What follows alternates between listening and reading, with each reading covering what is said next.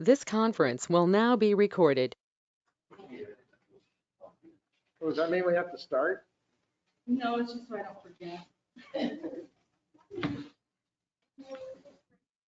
Everyone's going to their seats.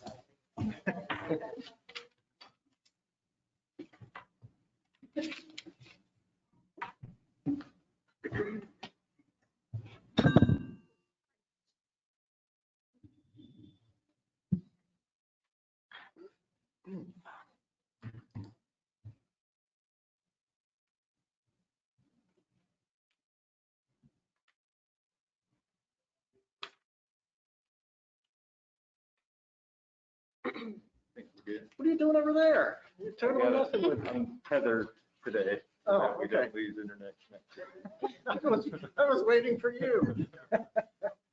Good morning, everyone. Welcome to the August 13th meeting of the Tampa Bay Estuary Program Management Board. Ron, could you call the order, please? Yeah, good morning. Chairman Ash, Here. Vice Chair Levy, Here. Ms. Jan Allen,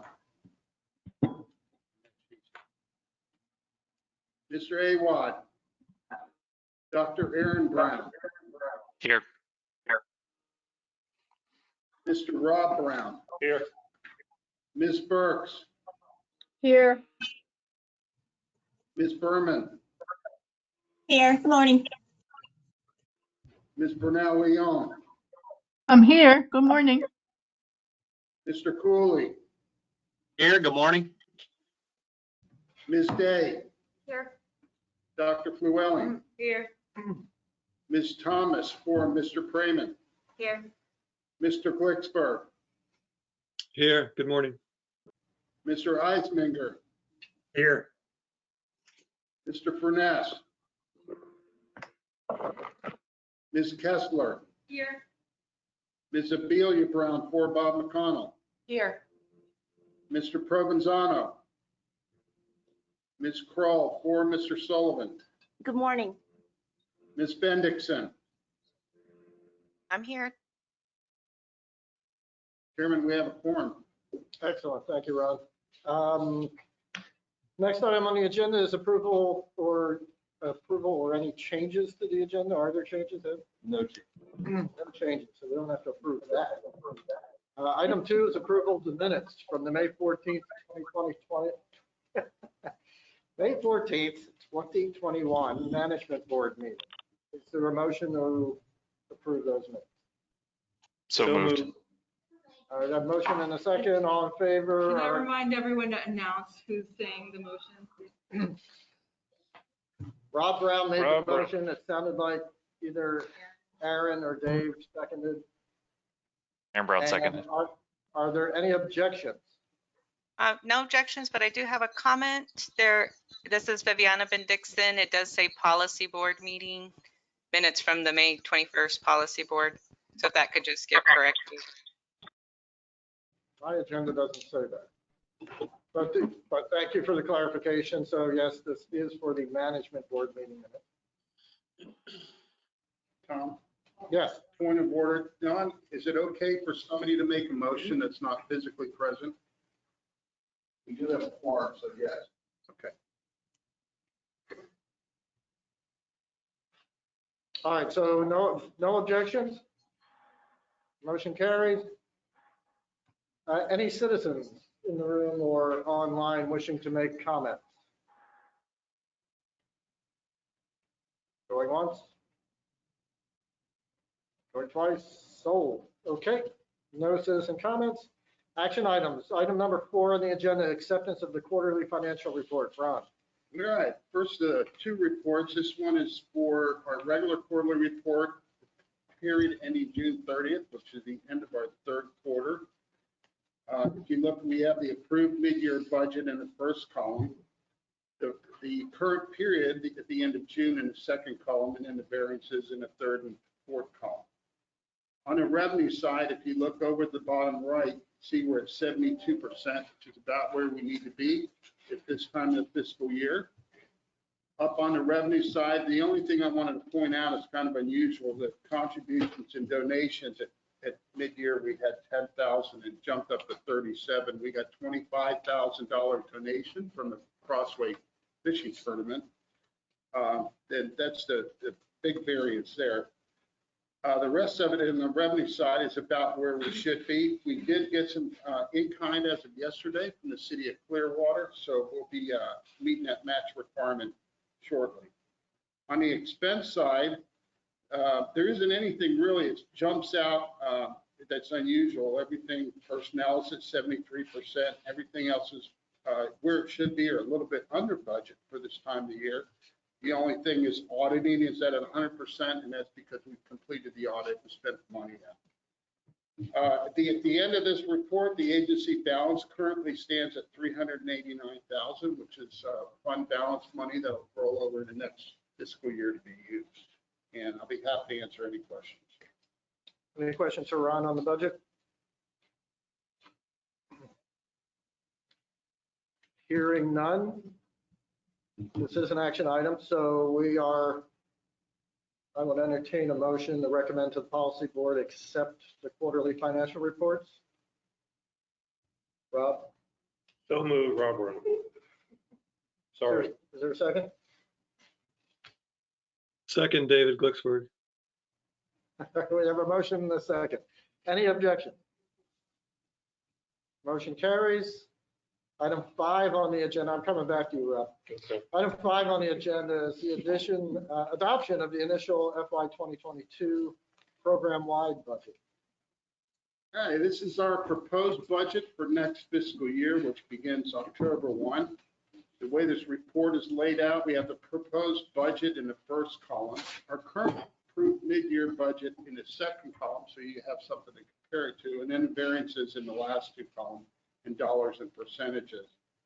The first thing I wanted to point out was if you look at the federal revenue, we're expecting a big increase of over 500,000 in federal revenue, and this is primarily tied to the Restore project. Maya is expecting big things to happen next year with our Restore projects. So that's where that increase is. And if you also look on the expenditure side under Techs and Comms, an increase of 386,000. Those two are kind of tied together. In revenue, also, if you look at the bottom of the revenue, there's an increase, a variance of $353,000 over the current year. It's almost a 12% increase of what we're expecting in revenue next year. On the expenditure side, there's a small increase in personnel. That's to cover costs of living, and also there's some money in there for additional staff help. Most of the other expense categories are reductions, except when you get down to the techs and communications and contracts, it's an increase of 386,000, again, mostly tied to the Restore. And then an increase in in-kind, which is just the way we meet our 50-50 match requirement for the EPA grant. We're going to require more in-kind next year because we're getting more money from the federal government to make that match requirement. The bottom line is the agency balance for the proposed initial budget will be at $33,000 plus agency balance. These numbers hold up, and I'll be happy to answer any questions. Questions for Ron on the FY 2022 program-wide budget? Also an action item to recommend to the policy board is the adoption of the FY 2022 program-wide budget. Is there a motion to that effect? Rob Brown, so moved. Is there a second? Sarah Kessler, second. I have a motion and a second. Any objections? Hearing none, the motion carries. Item number 6 on the agenda is approval of the additional 2021 TPER project. There is Project. coffee in the back of the room for anyone that wants it to liven the discussion up a little bit more. I know it's been a long summer. But start on page 15. This is actually a continuation of approval of Tampa Bay Environmental Restoration Fund projects for 2021. You might recall at the last management and policy board meetings, there's discussion of accepting additional funding from Ducks Unlimited to support a prior TBIRD project to the tune of about $80,000. The board, policy board made a motion to accept that money, and in doing so, that frees up additional resources and support for projects this year in the 2020 TBER proposal call. So what we're presenting to you today is an additional project to support with that additional $80,000. The project that we're selecting is the Purity Springs Restoration and Living Shoreline Project with the city of Tampa. They actually were in their application asked for additional funds to support that project, but they have responded back to us and said they could do portions of the project for the $80,000 we do have available under this additional funding resource reduction limit. So not much more to add to it. If there's additional discussion, I would welcome that, but the action for the management board would be to recommend that the policy board enter into contract for this one additional project with the city of Tampa. And if additional resources become available, to potentially amend that contract, the scope and budget and the contract for up to $25,000 under my authority. So I'll stop there and entertain any questions if there are any. Questions or comments for Ed? All right, this is a two-part action item, as Ed was saying. The first is to authorize the executive director to enter into contract for one additional project. And the second is to recommend the policy board authorize Ed to amend the scope and budget up to $25,000 for contracts if additional funds become available. Is there a motion? Anyone different? Just mix it up a little bit. Oh, sorry, I didn't hear. Is there a motion to approve item A and B under item 6? This is Chris Cooley, so moved. We have a motion. Do we have a second? Dave Glicksberg, second. We have a motion and a second. Any further discussion? Any objections? Hearing none, motion carries. Item 7, executive director and staff reports. If you look on page 18 of your packets, I kind of have some background on this, but first and foremost, I want to thank all the partners in the room for getting their approvals to sign and execute the amended and restated interlocal agreement that we just went through in updating. So at this time, we've received word that all the partners have received that approval. We're just now waiting for either an electronic or hard copy signature page from each of the entities, and we're hoping to get that filed with each of the counties probably by early September or mid-September. So again, I want to thank everyone for their effort of seeing that through, seeing this process through, getting those approvals to your boards much ahead of time so that we can file this before our September 30th target date. This is a great win for our organization, and it just gives us a little bit more solid footing moving forward as we plan for the next 5 years. So thank you once again for everyone's work and commitments to seeing that through. The other thing I wanted to mention was that we are entertaining ideas for different wetland restoration and or stormwater retrofits with not only some of our partners through the interlocal agreement, but some additional partners that we've been having discussions with, Tampa Sports Authority, TIA, on properties that they own, particularly in trying to improve stormwater conditions or habitat conditions in the old Tampa Bay segment. And through those discussions, what we would like to probably do is provide some additional support to those entities to develop conceptual designs and or work with the permitting authorities on any conceptual designs for those remaining opportunities that are within the watershed. In doing so, we need some technical support through a wetland contract services provider. And what I've been weighing, and we didn't have time to fully develop prior to this meeting, was whether or not we could potentially piggyback off existing agreements of a couple of different entities that are doing work for some of our partners within the region, or whether or not we go out for a full request for proposals for those services. We don't have a lot of resources to provide to that contract support, but we do have enough to, again, get those discussions rolling. So I'm really looking to hear some board conversation on a preference moving forward. I'm leaning more towards going out for a full-blown RFP.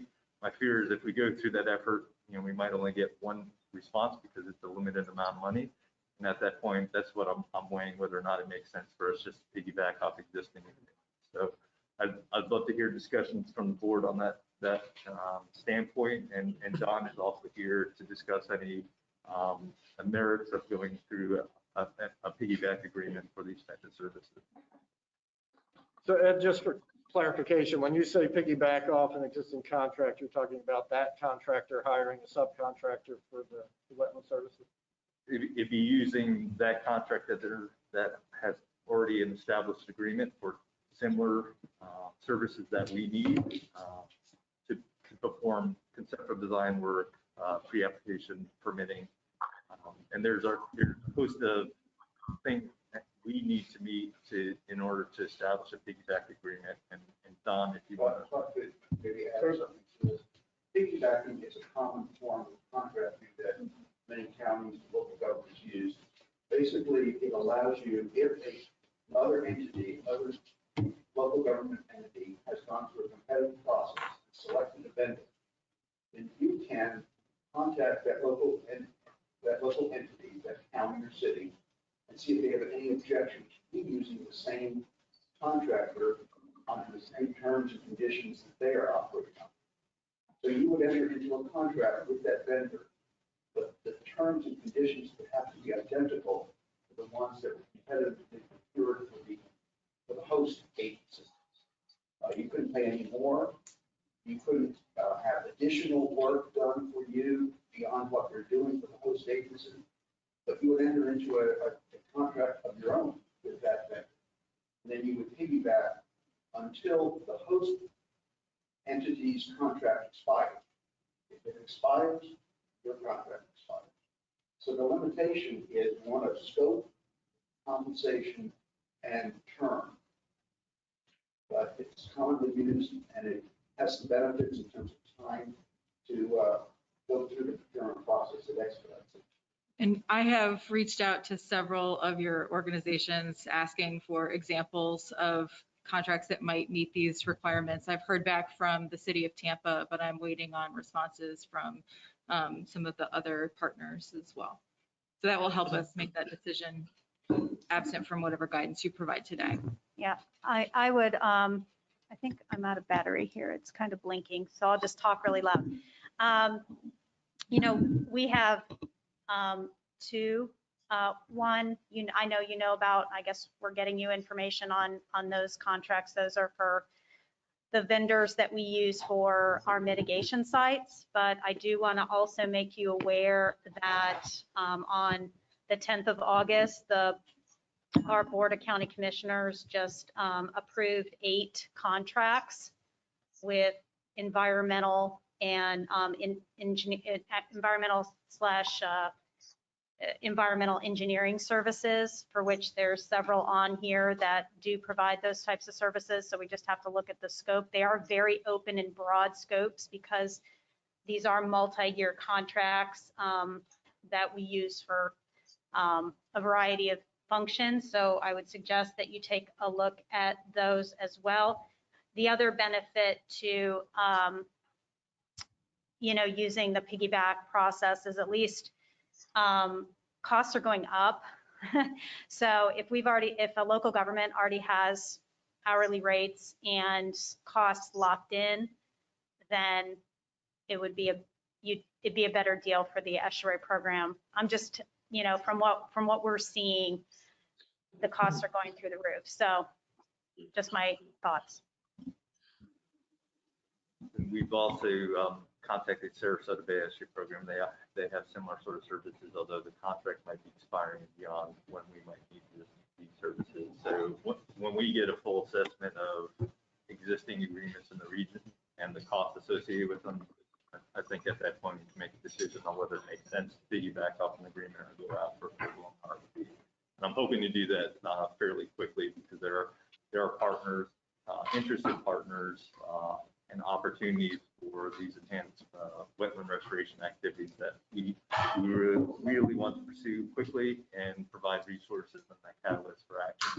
particularly in the old Tampa Bay setting. So I don't This want is a conversation on it. this Go is ahead. Aaron Brown. Did you all have a chance to look at the district's GES? No, I don't think we haven't got any information from the Water Management District, but we could check on their costs and contractors as well. I know they have a similar sort of general service contracts that Kelly is explaining for a host of different services, and I'm sure when conceptual design and permitting help is one of those. And I don't recall what chapter that was under. I think Viviana's on today and could probably answer that question pretty easily. And I would assume that you're looking at comparing rates between a few different agreements, correct?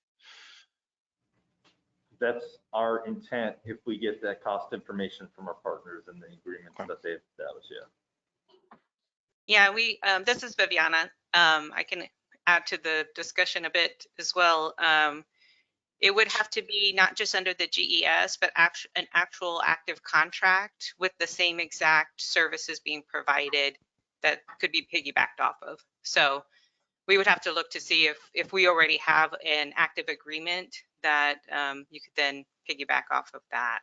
So it isn't just the GES, although it helps that we have that to give some costs maybe. But yeah, we can, if you would like some more information, we'd be happy to provide that. yeah, that'd be helpful. Ed and Maya, this is Chris Cooley. Did you mention that the properties you're looking at, some of them are on either Port Authority owned or the airport properties? So we've been in preliminary conversations with the TIA airport that has a small parcel west of the expressway. I'm forgetting the name Like of the it. Rocky Point Golf Course. And the Rocky Point Golf Course through the Tampa Sports Authority. Okay, great. Yeah, it might make sense to me. What we have at the Port Authority, we have several engineering environmental contracts that might be available. And there may be a benefit of looking into using one of the contractors that already have an agreement and insurance in place with the property owner. It might be helpful. And I know the Port Authority has some properties that are west of the interstate as well, between the interstate and Old Tampa Bay. So we'd be happy to work with you on that. Yes, please do. Yeah, so it sounds like we'll be following up with a host of different partners to get their existing agreements for the services that we're looking to procure, and any cost information you have with those agreements would be helpful. So we'll be following up after this meeting on that. Any more conversation on that topic? The only other thing I wanted to mention, and I'm going to put him on the spot. This is Ron Hostler's actual last management board meeting. He's he has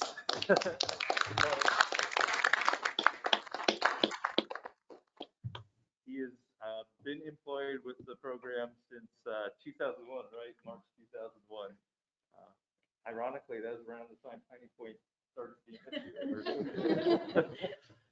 But I just wanted to thank Ron for his continued dedication to the program. When I first joined in 2008, I was going through some pretty difficult times in my life, and he has always been an open ear and has been a sage, has given me sage advice throughout the course of my career at the SU program. So it's kind of tough to see one of the last stalwarts of the program now retiring, and it's funny to now recognize I'm the longest tenured person of the program once Ron officially retires. He's not going away right away. His actual retirement date is October 31st. But he's been invaluable to the program. He's much of the behind the scenes operations of everything we do. He doesn't like to be in the spotlight, but he has been the one getting contracts through, getting agreements through, getting bills paid on a day-to-day basis, and he's been invaluable for our operations and making sure that we run smoothly. So, sincerely, I very much appreciate, again, him being not only a colleague in in arms for all the things that we're doing, but also personally as a friend and one that I'm going to miss seeing every day as we move forward to the next transition of the program. So I just wanted to mention that. And Ron, I don't know, again, I'm putting you on the spot if you wanted to say anything from that standpoint. Well, it's been a good run. 21 years, it's plus 21 plus years. It's been a lot of fun. It's been extremely rewarding. This is without a doubt the best job that I've ever had. I guess 21 years, I haven't had a lot of jobs. But it has been, and I have said this with our first director, Dick, and Holly, and then Ed. I said this, I still love to come in to work every day. I just enjoy getting up and coming to work. This is a fantastic team. And I can say that right now, this is the strongest team the estuary program has ever had since I've been here. I mean, they're just, it's a good team. It really is tight. No weak links. So I'm kind of excited to see where they go from here because we got some serious talent in this group, and I am going to miss working for the program. It's been one heck of a ride, and these people are not just coworkers; they're family to me. So that will be the tough part. Anyway, thank you. So as we get closer to that October 31st date, we'll let you know for any gatherings to further celebrate Ron later this fall. He doesn't want that, but we're going to let people know. Well, Ed, this is Felicia. I'd like to say something. I know I may not be able to attend what gathering, but I just did want to let you know that Ron, for all these, just thank you for all your years of service with the estuary program, for being such a great liaison from Tampa Bay to EPA in terms of the EPA cooperative agreement. You know, your knowledge, your professionalism, you've navigated, and I must say successfully, through the volumes of EPA rules, regulations, policies, guidance, all that. You've just done an outstanding job. You've been a great person to work with, and I would definitely miss your jokes and your storytelling. So, so just keep that going. I'll send you my personal email because I'd love to follow you and keep up with you. So good luck and best wishes in your new chapter. Thanks, Felicia. I'll send you the $20 later today. Thanks for that, Felicia. I on behalf of the entire management board, I would just like to say that, you know, it's been an honor serving with you. You make these meetings very easy to manage, and I'm going to miss you. Ever since the estuary program started, I've known you and enjoyed working with you. And you know, the entire staff is just an amazing talent and resource for this area. And I can't say enough about you. I did find out something interesting earlier this week that I was not aware of, that the policy board will get to vote on something we don't get to vote on today, which is Mr. Sherwood's evaluation. And so since we're handing out kudos, I would just like everyone online and in the room to join me in casting our vote for Ed and his team. So thank you very much. All right, yes. Is that all for your executive director's report? That's all. I appreciate those comments. Item Real quick, Tom, I just wanted to make sure I saw in the interlocal agreement language that the Port Authorities was still needing to send a hard copy, but you mentioned that electronic copy was okay, and I think that was forwarded over. So just to clarify, do we need to send a hard copy to you, or is the electronic version okay? If it's electronically signed, that's fine. We could print out that. But if it's a hard copy signature, we prefer you to send a hard copy to us as well. Okay, I can do that. Thank you. Item A is Technical Advisory Committee. Is that going to be Kelly or Aaron? Have you guys worked that out yet? Rock, paper, scissors, kids, do you? No, I'll take it, Aaron. I think you did the last one. So, Okay, all right, sounds good, Kelly. I just wanted to thank Maya for reaching out to Aaron and I about kind of restructuring this report. So in the past, you saw like a list of every single thing that the staff have done, over the quarter. And so instead, it's been consolidated down into kind of topics and, some of the more visible activities. So you'll see that in your agenda package that it's very different from previous versions, which is, I think you can get a much better flavor of what the highlights have been. So again, this has obviously been a weird summer, a very difficult summer. So in addition to everything you see on the list, I do want to highlight, obviously the big stuff that you are aware of, but I mean, big kudos to the team for pulling together everything related to Piney Point and the monitoring dashboard and just spinning that up so quickly. I know we've all used it. I even grabbed, some of the graphics that they've posted up there for a board presentation this week on Tuesday.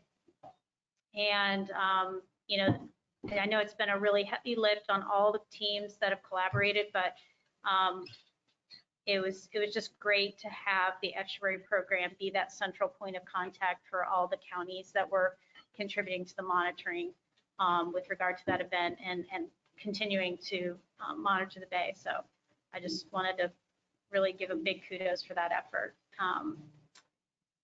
If there's anything else, any other questions anyone has on this agenda item, we can discuss it, but I think it's pretty self-explanatory. Aaron, did you have anything you wanted to add? One thing, and I'm sure we're all aware of this since we're kind of talking about Piney Point there, is I'd just like to congratulate, Ed and staff for all of the media outreach. We've really been here in Tampa Bay kind of on the national radar and even on some larger kind of publications that have been going out. And I've seen just absolutely fantastic little sound bites and quotes from everyone at the estuary program. And I really just think it speaks to the professionalism and scientific ability of this body. So thank you for that. I'm sure, Maya, there was absolutely no way to include all the little things that you guys got called in for, just little sound bites and bits of information, but that being that source of information for the public, not just the scientific community, I think it just speaks volumes. So thank you. I just wanted to add that, these reports are, meant to help you understand the breadth of the work and the most important things that are going on. So if you have suggestions for ways that we can improve these reports, please let me know. They're living documents and we're happy to incorporate changes, things that would be useful to you all. And Aaron, we are tracking all those media engagements with either links to the articles or even we have some internal recordings that we could share, at least internally, not publicly. And it's linked later on in the communications and outreach report, just so you know. Awesome, thank you. Anything else for a technical advisory committee? If not, item 9 on the agenda is the community advisory committee. And Jan, you're up.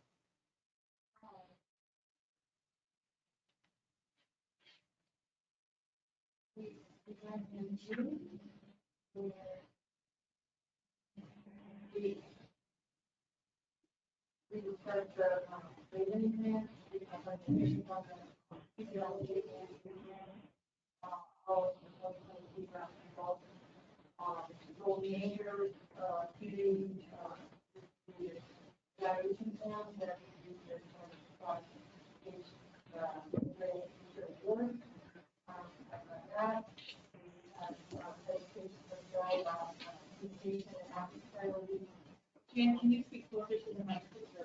And we also go to community members, Elizabeth Dale, and Cynthia Griswold. Some of you may know Cynthia, she's the environmental scientist, and also she's a family member of the Central Florida Division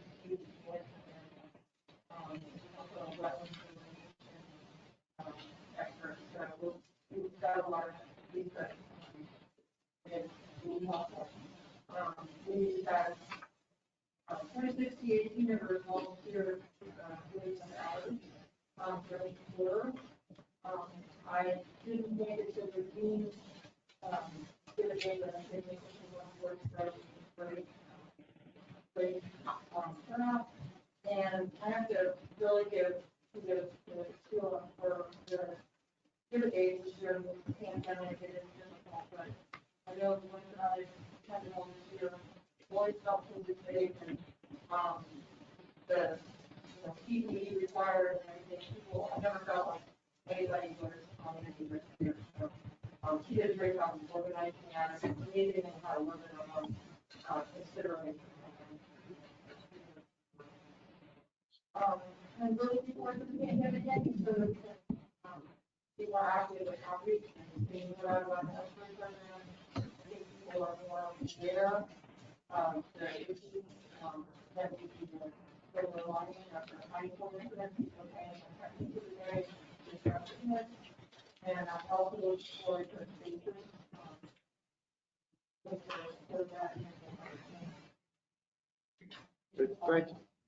Thank you, Jan. Sheila, did you have anything you needed to add? Yeah, thanks, Jan, for that. This Give a Day season was an absolute blast. It was super exciting to be able to do 11 events. We had over 18 unique partners in these, like, to help organize and put on these events, which was really awesome. And we brought in some new partners this year, some private organizations like the Tampa Bay Rays, which was a lot of fun. So I'm currently planning next season's Give a Day. So if you have any locations or organizations that you would want us to work with, please encourage them to reach out to me or reach out to me directly and I'll contact them. And then one other announcement, we are currently accepting project proposals for our Bay mini grants. So for those of you who don't know what Bay mini grants are, these are competitive awards up to $5,000 that are offered to community organizations for projects that help protect and restore Tampa Bay. So any organization in the watershed is eligible to apply. So that means nonprofit, private organizations, for-profit, and even governmental agencies. The goal of this program is to really empower citizens and to foster an environmental ethic and environmental stewardship. So there should be a strong volunteerism component to these project proposals. This year we are prioritizing projects that help to expand green infrastructure. So if you know of any organizations that are looking to put in a rain garden or something along those lines, please encourage them to apply, or you can contact me and I'm happy to reach out to them directly.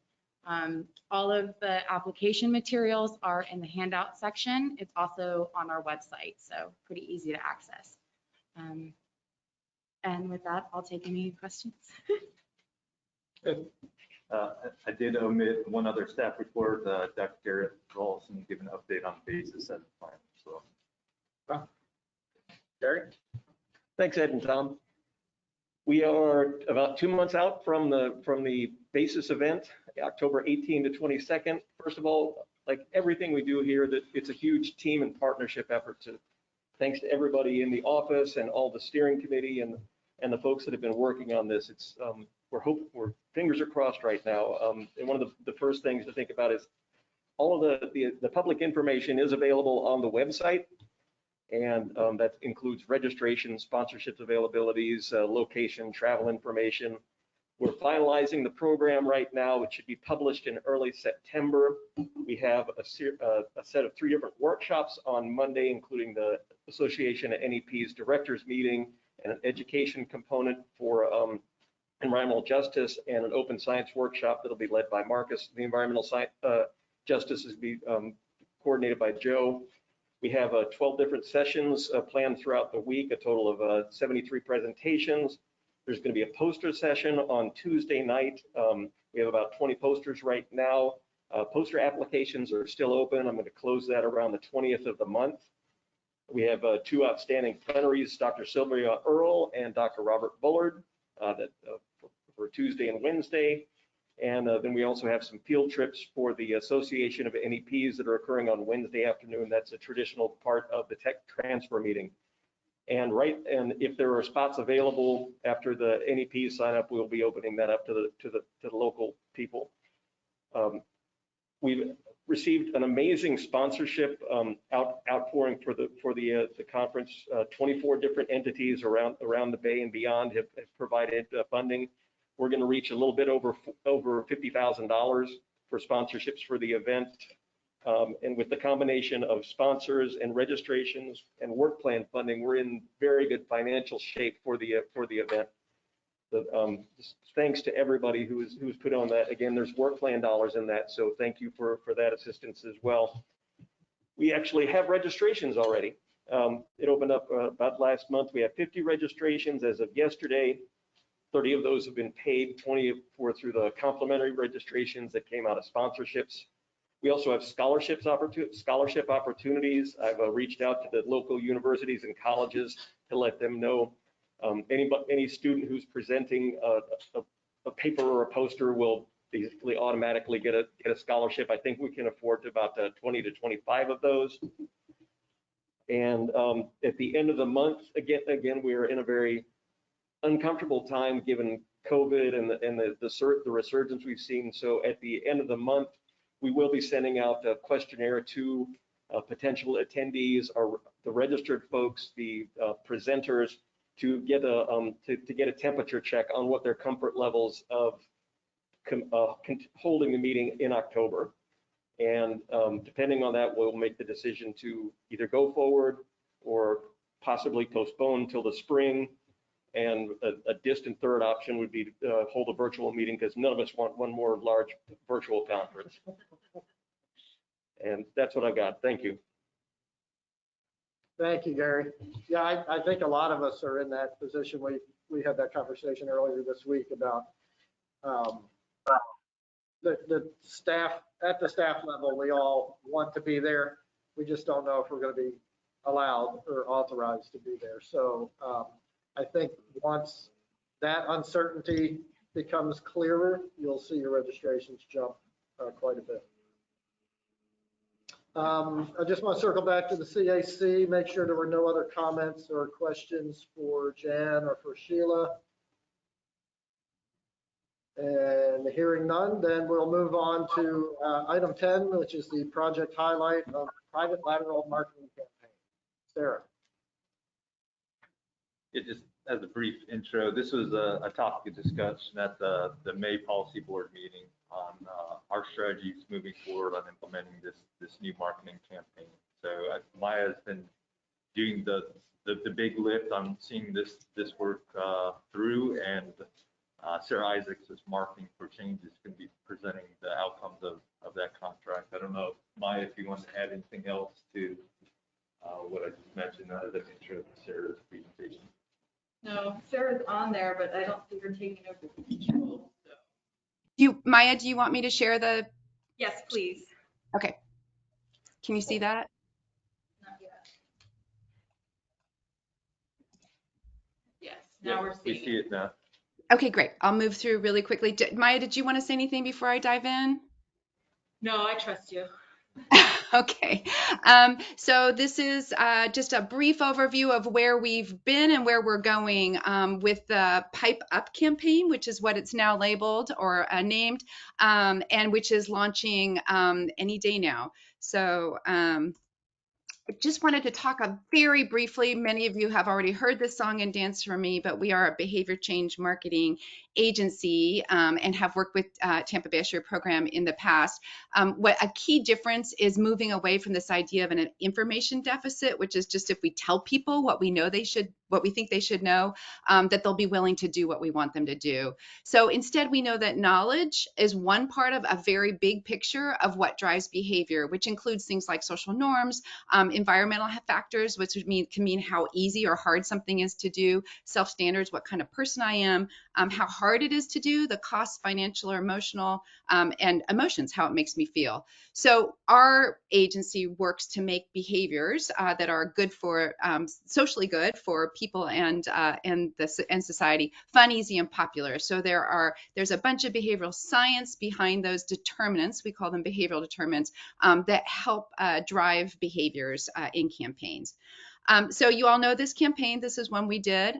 So this is Be Floridian. So instead of saying sacrifice your lawn to protect our waters, we asked people to protect fun. And as you know, that was a successful campaign over 5 years that at the time led to what was part of efforts that resulted in a regrowth of seagrass beds. I realize we're in a different environment right now, but that was one of our successful campaigns. Another is this one we did for Florida Department of Environmental Protection, where they were trying to promote septic upgrades, and kind of the typical offer is, you need to save the springs, and you can get a rebate. Basically, we found that contractors had to submit the rebate and they didn't trust the state. So we did a lot of work to build trust and make the business case. And the result was going from maybe a handful of septic applications over the first 10 months to spending out $10 million, which was the goal of it, in less than a year. So just finding out what were the drivers of behavior can help us get the behaviors we want to see. So what you're really here to hear about is the private sanitary sewer laterals. What could be more fun to talk to people about? So we're going to go through just briefly the market research. I'm going to talk to that in a moment. That's where we started. And then we created a marketing plan.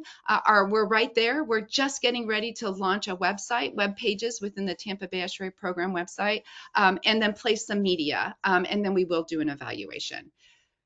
Very quick overview of the research methodology. Happy to answer any questions afterwards. But basically, we just did a rapid landscape assessment. What's going on? What are the community outreach programs? What are the water quality reports? What incentive programs are out there, et cetera. Then we did in-depth interviews with experts, including plumbers, home inspectors, and realtors. And then we had an online discussion group specifically with local homeowners, 19 of them whose houses were built before 1975, which is a key target date for this campaign. A key takeaway from that was that we really needed to find a trigger point to get people to even listen to us. There are not many people who are just looking for information about their lateral sewer line, but we did find some times when people are more open to that information. One is buying a house, and one is when they have a plumbing backup. We also found that, as you know, cost is a major barrier. There's some differing levels of cost, but replacing a pipe can be somewhere around $6,500, $7,000.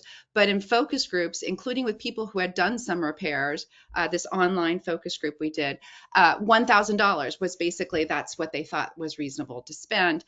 We did find rebates, help people be more willing to pay. A partial rebate would also make them be more willing to do a home inspection. It generally costs camera scoping inspection generally costs about $250. And if you can rebate some of that, they'd be more willing to do it. It's not a lot of cost, but it's separate from the home inspection when you're buying a house. And things start to add up. And so also, since it's extra, people wonder why it's necessary. We also found that trusted intermediaries are the best messengers. They're people who are more willing to listen to. We did ask people about the Tampa Bay Estuary Program. You're not surprised, not few people had heard of you. They had basically neutral feelings because they didn't know who you are, but the feelings about government, as you know, can run the gamut. But home inspectors is somebody that you trust. Also your plumber, unless you think he's trying to make money off of you, and realtors, as long as they're representing the buyer. A couple things. We did notice that in how the tone of the messages were really important because of the high profile sewer spills that have happened. And so something that seems to blame the homeowner just results in this feeling of, what is my little bit of contribution to this problem have to do with it? And just for context, just good to know, mandatory inspections and replacement weren't well received, which is probably not surprising, and doesn't mean they shouldn't be done. It just means that at this point in time, most of the folks we talked to, a very small segment, didn't think they were fair. So then we also tested creative concepts, and we were looking for how people react across a variety of things, not just sort of rational, like, do you understand this, but also emotional, how it made them feel, looked at that willingness to pay, whether rebates would make a difference, and then assess the trusted sources as I need. Also, a key thing we found, which you also may not be surprised you, is that most people don't know what a lateral sewer line is, that they have one, or that it's their responsibility. Once things go out of the house, especially since it's not required as part of a home inspection, they sort of feel that's the limit of their responsibility. So we tested these 4 concepts. These were not meant to be anything like a finished ad, and they were purposely exactly alike so we could get at what people were reacting to. And so we basically, the 4 things we covered were peace of mind. You'll see this, don't let sewage make it a house call, loss aversion, which is a behavioral science way of saying people, they hate losses more than they like gains. Sometimes you can leverage that. And we did the peace of mind for both homeowners and home buyers. And then we did try the altruism, the environmental message. I'm guessing you probably won't be surprised how that went. So here it is. That visualization was super important because people really don't understand where the lateral sewer line is. So it really helped them to see get a diagram for what it was and who is responsible for it. Also, some visualization of something bad going wrong did help them. You have to be a little careful there. If you scare people too much, they're like, come on. But this did help them think about what would happen if something happened to their sewer line. Both peace of mind and loss aversion hold some promise if paired with a rebate. This quote from a participant in the online groups is important. Looking at destroyed land is honestly unnerving. I would hate to have both my lawn torn up and my home flooded with feces. It's a little scary. But then you also find out that it's scary, but it depends on how much it's going to cost me. The environmental message was just not motivating, even for people who make their living on the water, as in, doing tours or that kind of thing. So water quality is very important. It just doesn't seem like their contribution is much of an impact, and nobody likes to be guilt tripped. So I moved very fast through that. I'll be stopping for questions in just a minute. We created a marketing plan, which we are now implementing. Our major goal is to reduce nutrient bacteriological pollution. And the way we're doing that is by increasing inspections of and improvements to aging lateral sewer lines in the Tampa Bay. So we're really focused on what is the purpose of this campaign. There's many things that you all are doing in order to address this issue. This is what this campaign is focused on. We are targeting those 2 key decision points, as I mentioned, when homeowners are most likely to be open to inspection, during the home buying process, and when they're facing a backup. We are working on making the business case to intermediaries. We've got some really great outreach going on with home inspectors. And then for homeowners, we're just trying to help people understand what a lateral sewer line is. Increasing the saliency, it just means bringing it more top of mind. And then if rebates are available, they would be very helpful. People do pay attention to that. So this is the strategy we're launching with right now, which is to encourage buyers of homes built before 1975 to request a lateral sewer line inspection and then arrange any repairs before purchase. So we are going to do a media buy, so paid media on social media, and it's going to look at potential home buyers in the Tampa Bay area. So we can do some targeting around that with our digital ads. We've got a landing page in the works. We're hoping it'll be up today, but it should be up shortly. And there's two pages on Tampa Bay Estuary Program, one targeted to home buyers to explain to them the importance of the lateral sewer line inspection, and then one to homeowners about how to talk to home inspectors about how to do a lateral sewer line inspection, because some of them are partnering with contractors to do it, but it's a new line of business for a lot of them. And then we're also providing a list of intermediaries, people who do the camera scoping inspections. There's only one on there, so if you know anybody, please submit to the list. And then whenever rebates are available, if they are available, we would like to promote that as well. In future campaigns, we do plan to target homeowners of houses 1975 before 1975. Essentially, we need to get the idea of doing a camera scope inspection into their consideration set before an emergency happens. Because when an emergency happens, if there's a blockage or sewage is backing up or you can't use your toilets or your sinks, people just need a solution right now. If they know ahead of time that a scope inspection is an important part of that, and that there are specific people who do that and not everybody does that, then they're prepared to do that in the moment. So that's a separate campaign that could happen in the future. For right now, we're targeting home inspectors and home buyers as the easiest audiences to reach. So here's just an example of our creative campaign. You can see on the left is a handout that home inspectors and other people can share with homeowners that just explains why a lateral sewer line is important, and also why Tampa Bay Estuary Program it recommends it.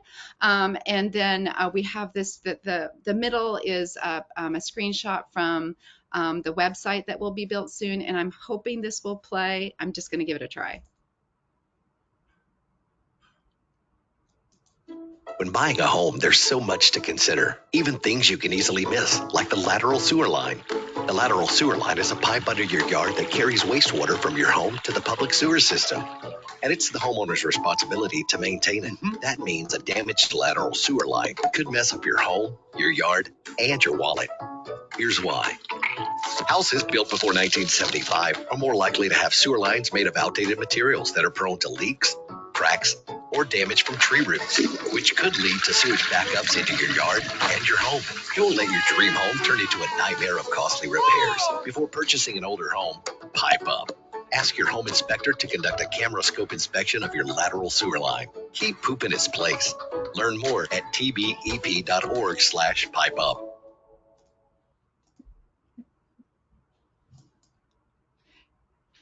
I think I stopped sharing. So I tried to run through that really fast. I know this is a busy meeting, but I'm available to answer any questions. As Maya knows, I can go on and on about this campaign, but I'm trying to limit my time. Any questions for Sarah? So you all just watched a man in his yard get fountained into the air on a river of poop, and there are no questions. I'm just trying to clarify. We call it the poop geyser. Oh yeah. I mean, it pretty much Dave speaks for Lichtenberg, itself. I have a question. Dave, go ahead. So great presentation, thank you, and I love the materials you put together. So I think you mentioned that so far you've only identified like one contractor that does that kind of inspections, or? Yes, we know there are more. We've only identified one. He has been very helpful. He presented together with the Tampa Bay Estuary Program at the Florida Association of Building Inspectors Tampa Conference, and we were surprised at the turnout. So he's very active and is partnering, but this is fairly new. Some people understand it and some people don't, both in the home inspector community and more broadly. So anyone, if you can identify contractors, we're happy to add them to the website. Yes, and when the website goes live, there is the ability for us to perform additional outreach to incorporate those other folks that might be performing camera scope inspections. So like that's part of the outreach strategy, is to make sure that we can build that list of folks that are providing those services so that it's easier for people to find.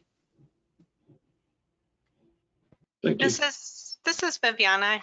I had a question/comment. Any thoughts on, I think there are also insurances that would cover in the event of some kind of catastrophic failure for lateral lines. I think the Hillsborough County tried to push that out at one point, and there was some concerns about how they pushed it out, but any thoughts about incorporating that into the campaign or getting that information out to the homeowners before they have either the scoping done or some catastrophic failure? That's a great idea. We can certainly look into it. We're keeping it pretty narrowly focused on home buyers and what they can do, and keeping our ask right now pretty focused on getting a camera camera scoping inspection, because obviously that would trigger wanting the repairs done. But it's absolutely something we can consider, especially if the campaign can move on and start talking to homeowners who currently have houses built before 1975.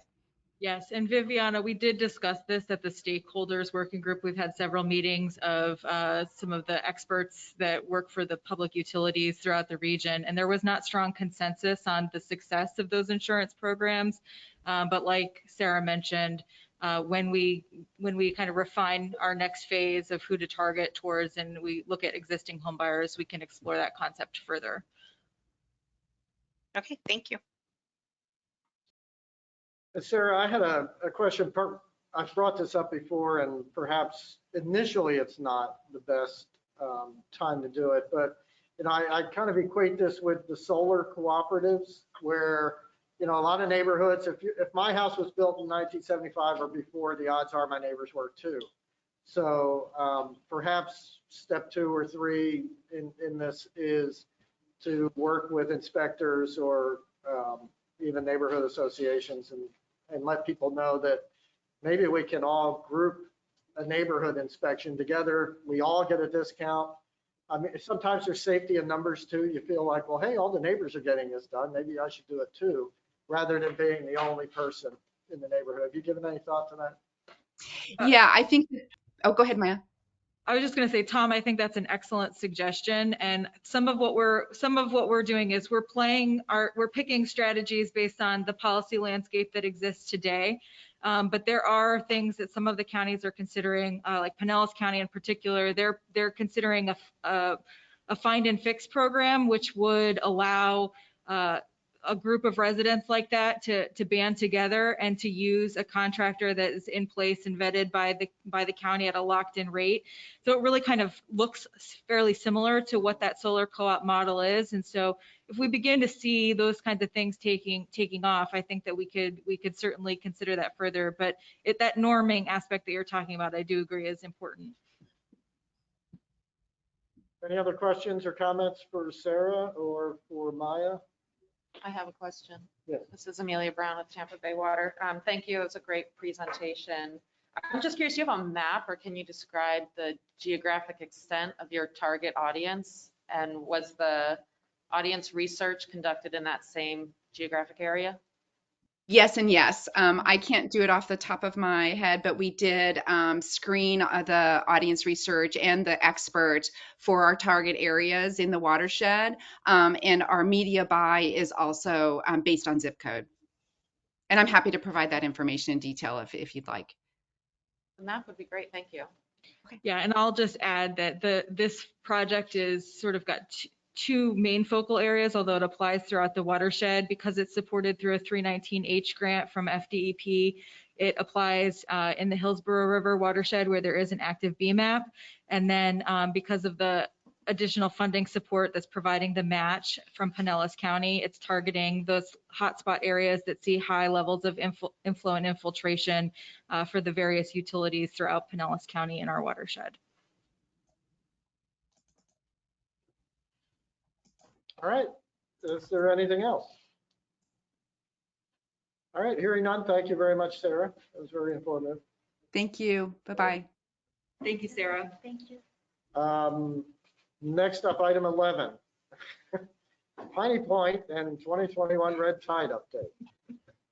I thought there'd be one meeting. So we could get away with it.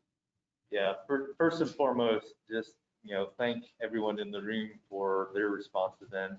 Kelly Levy has pretty much been on call for the past month and a half, 2 months in responding to the red tide that's been impacting Pinellas County beaches and shores. So, a lot of kudos to Kelly's group, counties, Leanne, your group, getting out the red tide reports, the additional monitoring. I think you said it yesterday, Tom. I don't know when Kate sleeps, but her updates are very much appreciated, and it just keeps us all apprised to where the current situations in terms of the ongoing algal blooms we're having throughout the day, and in particular the red tide that's still persistent along the coast. So I'll give a little bit of overview where we're at. I think the most pressing concerns is all eyes are on Fred and what Fred's going to be doing over this weekend. And it might take a more tailored response next week, depending on any additional rainfall impact we might experience from that storm. So I think what we've tried to do through the SRA program is try to distill all the information that has been garnered through the enhanced monitoring that was conducted in and around when the emergency discharges occurred. And then also all the anecdotal information from fishermen, people, boaters that were on the water, experiencing sort of the conditions that we've seen in the bay over this past summer. So I know I still get questions about, why do we suspect, Piney Point has had such a significant impact this year? And I don't think we've been doing a good job of relaying sort of the magnitude of what that Piney Point discharge meant for the bay. So I'm going to try to break down this timeline a little bit more just to give you some perspective. And what I've started to look at, we have loading information for the bay. These are external loads that we know that drive algal production and the chlorophyll values for each of the bay segments on a monthly and annual basis. So when we first developed our annual average chlorophyll targets, we looked at the loads both in the current month and then the 2 preceding months. So it was a cumulative load over a 3-month window.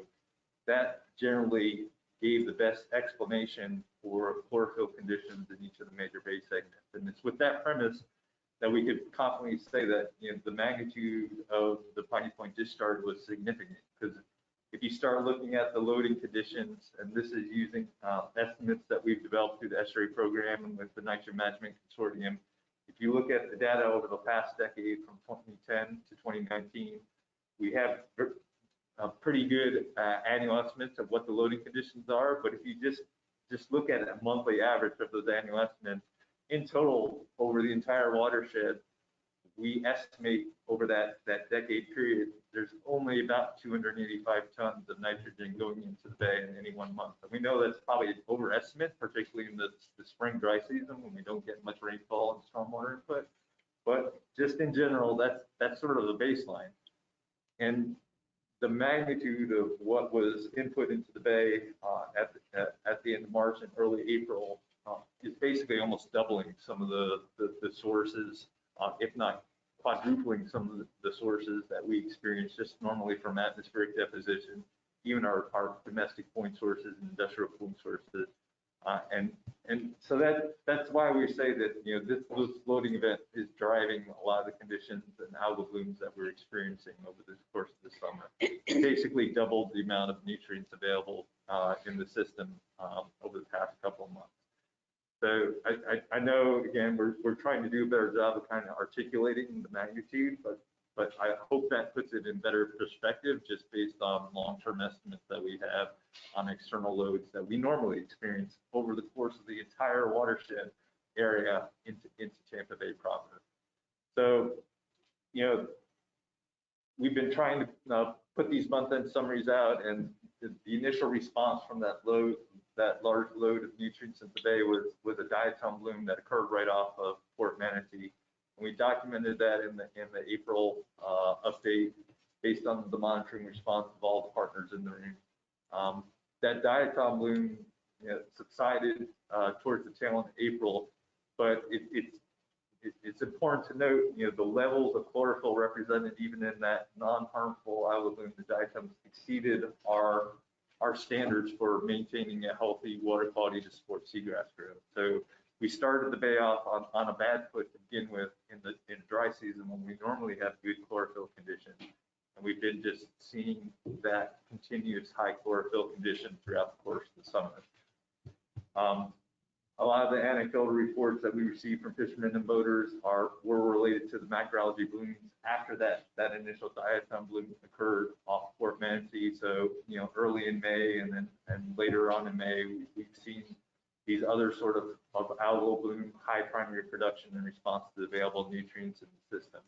So again, this was not a surprising response. We expected to sort of see this, and we expected to sort of see different sort of algal response. We weren't sure of the particular species that might capitalize on the nutrients. But as we continue to collect more data, we kind of understand the timeline events and how things are progressing. After the May events, that's when we started seeing the uptick and intensification of red tide in Tampa Bay. The bloom itself started back in December south of us. Unfortunately, through winds and currents, we had some cells start entering the lower Tampa Bay system at the tail end of April. And since that time, and again, with the continued availability of nutrients in the system, we saw an intensification of red tide in middle and lower Tampa Bay at levels that we haven't seen in decades, if not multiple decades. So it's not like we haven't had red tide in middle Tampa Bay, particularly around the St. Petersburg area, but we haven't had it at the levels that we experienced this year. And we certainly haven't had it in Old Tampa Bay and the lower portions of Hillsborough Bay in quite some time. I think Kate has done some great work of looking back when similar conditions presented themselves in terms of when there was high red tide counts that far up in the bay. And it wasn't, last time that sort of event occurred was back in the 1970s. So we know these available nutrients, the saltiness of the bay at that time really was a driver for the intensification we saw of red tide in the bay proper. Elsa, I think, just exacerbated those conditions and further pushed the red tide along the Pinellas County, St. Petersburg shoreline. And all the fish kills that were reported during that June and July period were just magnified at that point, and a lot of the fish kills came ashore. Luckily, as of late, I think we've seen a wholesale reduction in terms of red tide cell counts and concentrations in the bay proper, but we know that it's still present offshore and has the potential to impact the region for at least the next month ahead. And again, as I mentioned at the start, there's a lot of uncertainty of what will be the response in terms of the next passage of tropical storm Fred if it does impact this region. But by and by, I think we're starting to see some more improved conditions in terms of water quality in the bay, and hopefully that'll persist over the course of the rest of the rainy season. But that isn't to say that we're not dealing with other algal blooms and higher chlorophyll conditions in Old Tampa Bay and Hillsborough Bay. Now there's still persistent pyridinium bloom in Old Tampa Bay. There's Trypospircus and Protosyndrome blooms in Hillsborough Bay. So when we make our assessment at the end of this year, we're probably going to be pretty close to, if not exceeding, most of the water quality targets that we've set up for each of the bay segments. And again, the mantra of the program has been to reduce nutrients no matter the source. This event, doubled the availability of nutrients, in not only in and around Fort Manatee, but throughout the system. And what that means in terms of the water quality conditions over the entire year is still to be seen, but we know that we've had some pretty high chlorophyll values throughout the bay ever since the event occurred. So again, what that means long term, I think we need to dedicate some resources to understanding what that might be. Had a good conversation with Kelly before the meeting of trying to understand not only this year's seagrass response, but probably doing some follow-up in the near future, maybe on a yearly basis over the next 5 years to really understand what this punctuated event means for the overall recovery of Tampa Bay. And these are just some recent updates of where the red tide is at. Improving conditions along Pinellas County and like I said, in the bay proper. And most of this week ahead is, hopefully net movement west off of the shoreline. But again, as I mentioned, we have a long road ahead. The passage of Tropical Storm Fred, we'll see what that brings. I've had some candid discussions, both with Rob and the state Mark Raines on what additional rainfall might mean for the Tiny Twin facility. And if there's additional discharges from that facility. We're hoping that it will be at a treated rate that is much lesser concentration-wise in terms of nutrients and volume than what we experienced in March and April. But again, it's still additional load that we have to contend with this year. And what the Bay's response might be for the next couple of months, we will continue to monitor. Some interesting things that staff has started to mine in the enhanced monitoring that has occurred.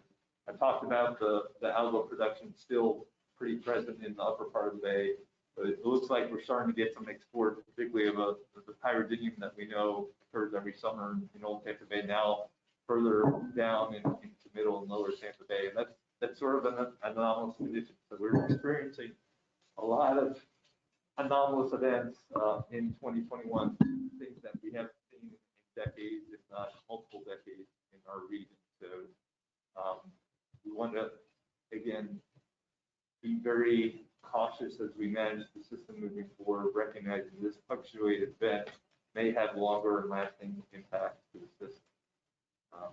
And as we continue to have these discussions in the region, our continued support of research and monitoring to get the Bay back on track, understanding the Bay's condition.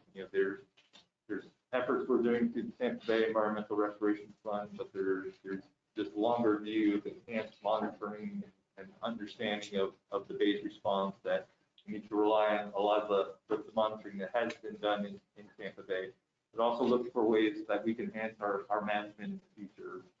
We don't want this sort of punctuated event just to be a one-off and kind of forget about all the needed management that needs to occur. We need to make significant strides towards better understanding the system, better understanding restoration techniques that might have an overall impact on the Bay's recovery in response to this event. And then, as you heard in the presentation prior to mine, being better at getting the community involved with the Bay's restoration through these social marketing campaigns that really trying to leverage community support and the will that we're now observing in the region to do something for the Bay's benefit. So we know we're all collectively part of the problem, but we collectively all be part of the solution if we look at our personal environmental footprint and supporting some of the social marketing campaigns that are attempting to reduce your backyard contributions to the nutrient sources that are leading to the Bay is some of the new social marketing that we're trying to develop in the near future. And we'll have additional programs also focused at crop scarring and seagrass scarring and voter impacts. And we'll also hopefully enhance our efforts to restore some of the lost seagrass that we've been experiencing prior to this event, and hopefully not anymore after following this event. And then, we continue to make the pitch to local government, state government, to the federal government, that investment in our aging infrastructure is paramount moving forward. We need to start looking at our reclaimed water as an asset and beneficially using that in a way that doesn't have impacts to the Bay. There's additional upgrades in terms of flow and capacity that some of our municipalities would benefit from, and that would have a direct benefit in terms of nutrient loading to the Bay proper. And then all the work that the municipalities are doing right now to address sanitary sewer overflows.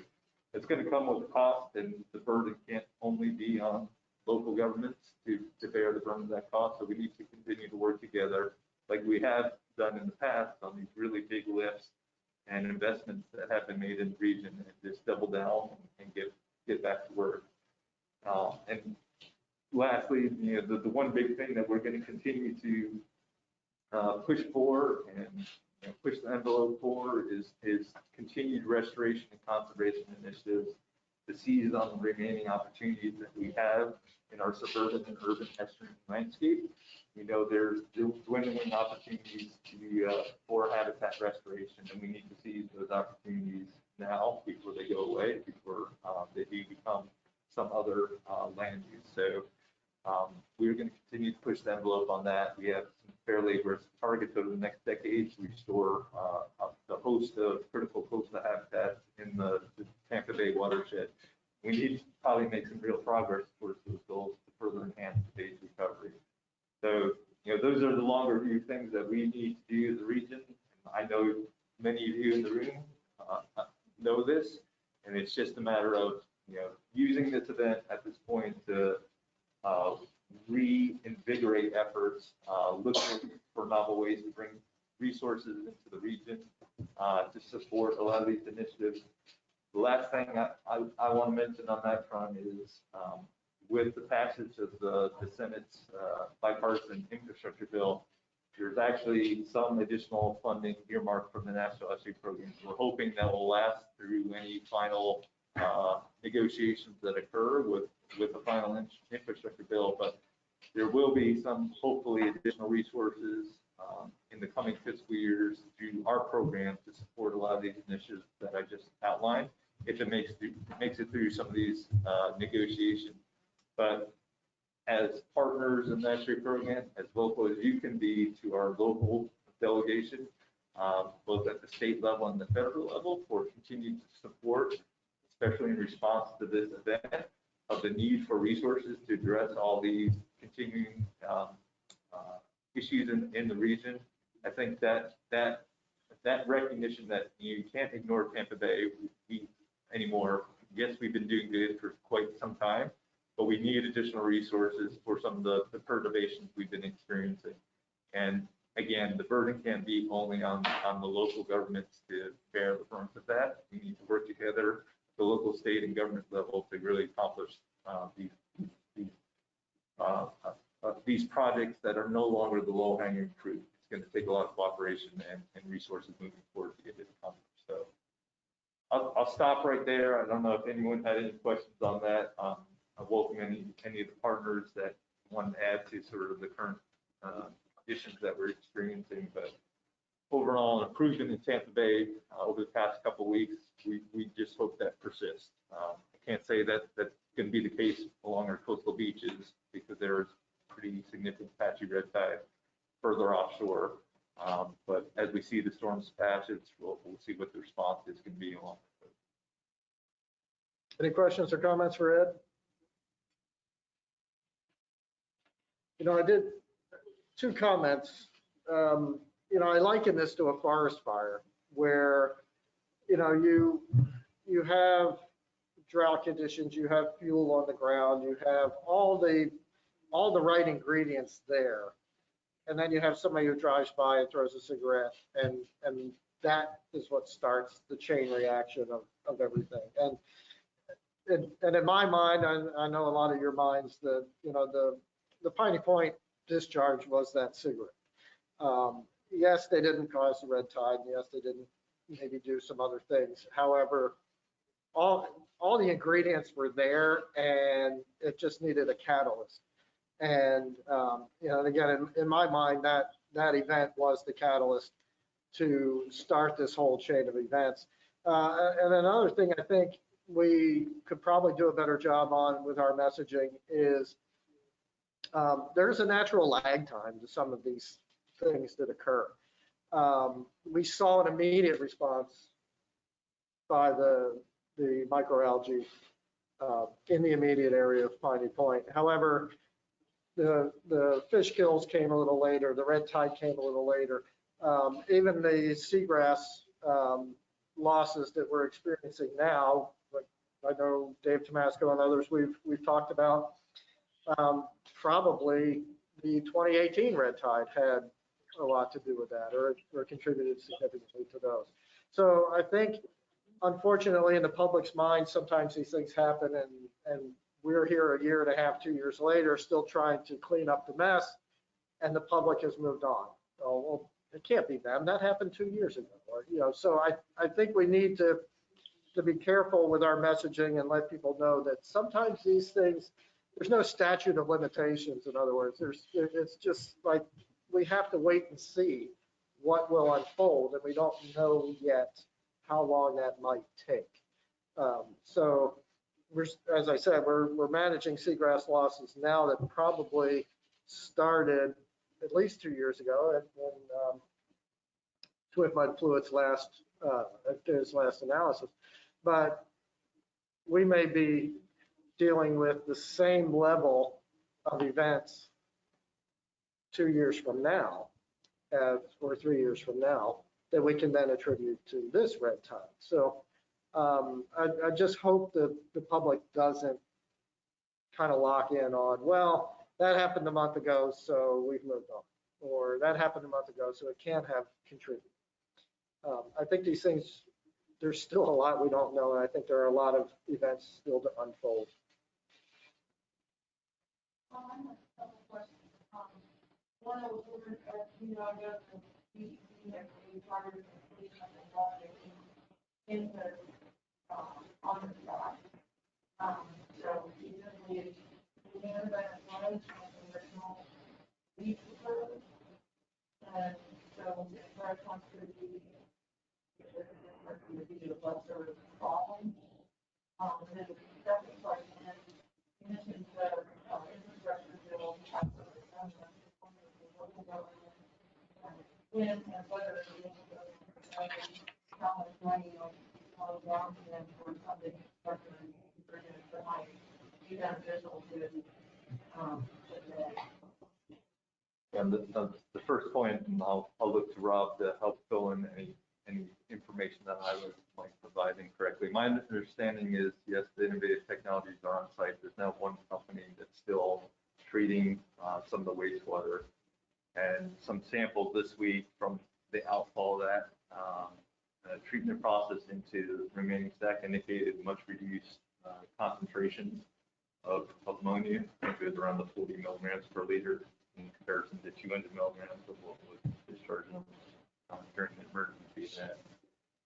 It's still uncertain of what the total stack characteristic concentrations are. So whether or not that was just a localized concentration at the point of discharge, it's still a question. But the assurances I've heard from the state is if any additional discharges need to occur, that it would be through the treatment process. So they have permit conditions that they need to meet for any treated discharges. I think it's around 3 milligrams per liter ammonia that they have to meet, but it'll be at much reduced volumes. The issue at hand right now is, you know, they have about 10 to 12 inches of freeboard in some of the remaining stacks, and the uncertainty of how much rainfall we might get through the course of this weekend from Fred might necessitate larger discharges to maintain the water balance on the site. So I'm hoping that any discharges that occur will be at the much reduced ammonia concentration levels, but it remains to be seen how they might have to respond in an emergency type of situation, because there's still a lot of water on site. They've been actively discharging stormwater that is not the process water and the treated water, it's process water on some of the remaining facility sites that have been having contact with the wastewater over the course of this past week.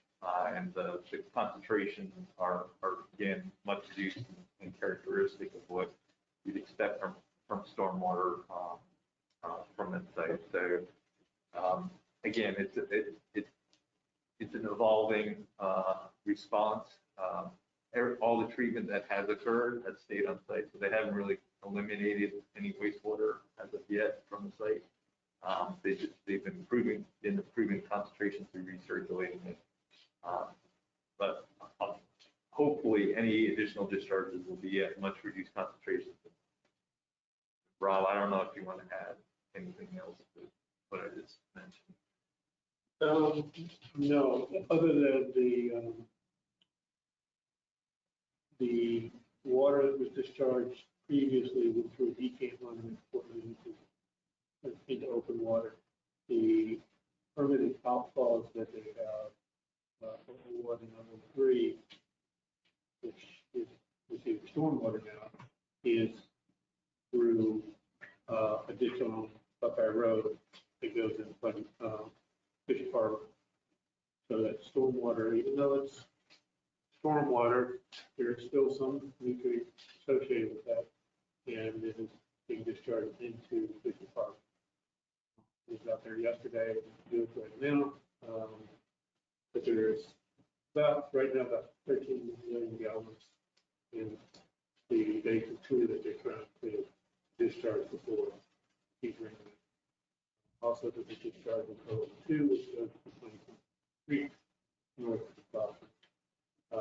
We would hope if there's a retreat discharge that will have to be released, that it also would go to the decant line into Fort Manatee versus going to the park.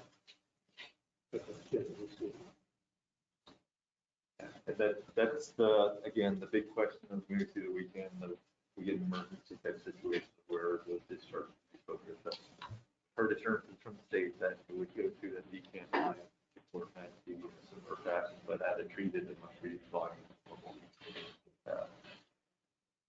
To your second question, in terms of the infrastructure bill, there's still a long road to hoe in terms of finalizing that through the House now and getting full passage from both the Senate and House. So I'm not expecting any sort of action on most of those large infrastructure bills until the end of this year. I think that's most of the discussion.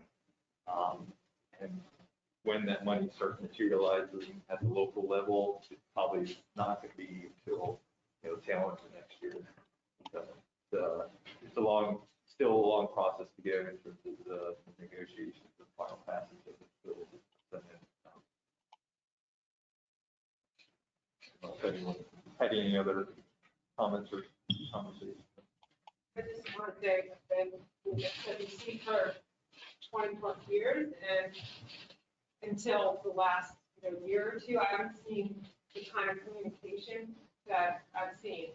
Maybe Pine Point was a big catalyst there, but just between Tampa Bay SRO program and the Regional Planning Council, the stuff we're trying to pull together at our agency level, the meetings, calls, the daily updates, and the chatter that ensues after that. It's I haven't seen that level of coordination and communication, and I hope that it continues. It's really appreciated at our agency, getting the local feedback, and everybody's response has been amazing to this event. So I want to express my appreciation, and hopefully when this is over, it will be over. We can debrief and figure out, what worked really well and what maybe we can do better the next time. But I just haven't seen this type of coordinated local response. But it's pretty good. It's so well aligned. Absolutely. And moving forward, as much as we cooperate and coordinate, I think that's going to result in much better recovery than what we potentially experienced in the past. Definitely agree with you wholeheartedly and appreciate everything your group is doing as well. We're amazed at the level of effort that has gone into this year's event. All your efforts. Yeah, I haven't seen our agency grow this kind of resources that is. Potentially part of that is political, but I'll take it. When they make available helicopter and plane and whatever lessons you need, it's been really helpful. Yeah, I do think it has the high profile nature of it. The governor's interest has helped get us the resources we need. It's made all of it. I think as we move forward in terms of responding and recovering from the research event, hopefully that interest doesn't wane, like Tom was saying. We've seen sort of that boom and bust support in the past. So hopefully if we continue to be vocal and express the need for our continued restoration of Tampa Bay, given these latest circumstances, hopefully the additional resources that are needed to get the day back on track will follow. And also to eliminate the risk of, those potential cigarettes that could get out there. Right. I mean, I think that we maybe haven't hit that point as hard as we can. I certainly encounter in my interactions with the public a sense that, well, $100 million was there to fix this. And I guess I'll express to you all that I don't know what those details are. I really hope that we all have the fortitude to see it through. I think that this is our moment, and we should all keep our focus on making sure that that risk to the bay is addressed and there's full final closure and that water is treated so that it can be safely discharged to the environment, whatever that looks like. Yeah, that's an excellent point. Ed and I attended a roundtable, a red tide roundtable meeting that Congresswoman Kathy Castor called, and we hosted at EPC yesterday. And, the words accountability came up quite a bit, but also momentum. And Ed and I talked about that momentum. We have to keep this momentum going. We have to keep this level of interest going and make sure that there's follow through this time. And I got a sense in the room, and Ed, correct me if I'm wrong, but we've all become so cynical. But I got a feeling, at least yesterday in the room, that there is that level of momentum and fortitude to make sure that this is the last we hear of this facility. And then, of course, we have to move on to the next one, whatever the next crisis will be in the future. But I at least left yesterday's meeting with some hope that there is that level of heightened awareness. There is that all the way from, we had Commissioner Cohen in the room. We had State Senator Janet Cruz. We had a U.S. Congresswoman. So, hopefully there will be a banding around this incident to make sure that we get it right this time. Well, I just,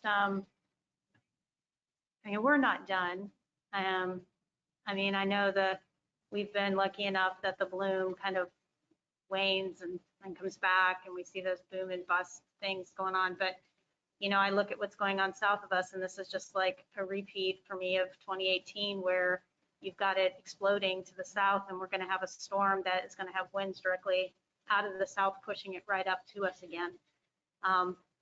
We also have a pseudonychia bloom off the coast, which is, you guys don't even know about because it's not reported and it's not red tide.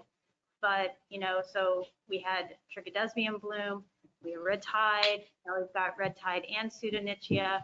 We've got a storm coming that can push those cells south of us north. We've got higher concentrations offshore still to deal with.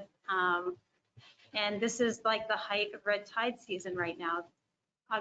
August 7th is when this started in 2018 for this area. It was obviously going on south of us for quite some time before that, but August 7th is when this really hit Pinellas County terribly in 2018. And here we are, we're August 13th. So we have a long season to go. So I just want to mention that. The other thing is seeing the other blooms that are going on in the bay that are not characteristic of the bay, and those very, high concentrations that EPC has been sharing. And we're seeing it where we are flying on a routine basis. And, it used to be, you could see the seagrass, and you can see, in the shallow areas, and now all you can see is green. So, I am concerned about, I realize that maybe we got past the red tide for Tampa Bay, but I don't feel that we've gotten past algae blooms and other impacts to the bay. It's not over. It's still going on. And we still have the significant pyridinium bloom in Old Tampa Bay. We have the blooms going on in Hillsborough Bay and up there near McDill. It's significant. We've got, again, like I said, the bloom going up our coast, just a different species. So, the other piece of this, and I appreciate the infrastructure, and, one of the things that came up with, the policy board chair at the board meeting is could some of these infrastructure dollars be available for the Howard Franklin to try to make a push for that again. And I'm all, I think that, I know we've been trying to, work with DOT on potentially implementing some of those projects that will improve circulation in the upper part of the bay. And I think we should continue doing that. But the bigger issue that I see is policy. Right now, the statewide stormwater TAC has been meeting, and our last meeting is in October. I sit on that TAC. We are not writing the rule. All right. I think there was a lot of confusion in that we thought the TAC was going to have a voice in the rulemaking. We are not. We are simply providing input on the things that we believe need to be improved. And then the state is going to write the rule, and then we'll have to comment just like anyone else, any other member of the public. So the TAC is not involved in the rulemaking. The TAC is not going to, as a body, review that rule. We've had the same, essentially, the same stormwater rules on the books for 30 years. And there's a lot in there that if you're not in the stormwater world, you don't even know that it's happening. I can guarantee you that. There are cumulative impacts happening every single day on development that do not have to meet any kind of stormwater treatment criteria whatsoever, whether it's in an impaired watershed or not. There's a lot in there. So, I mean, that's something that we need to address. There's the policies around septic tanks that need to be addressed. You know, so we can focus on restoration projects and all of that. But the bottom line is we've, you know, if the Bay hasn't proven it to us yet, is that, we put the right conditions in place, the Bay recovers. And so I really want to put a strong focus on fixing those policies that are broken so that the water clarity, the water quality is there to support all of the habitats. The infrastructure stuff is great. The restoration projects are great. But if we don't get the water right, it's not going to work. And I see that being an ongoing pressure that needs to be addressed.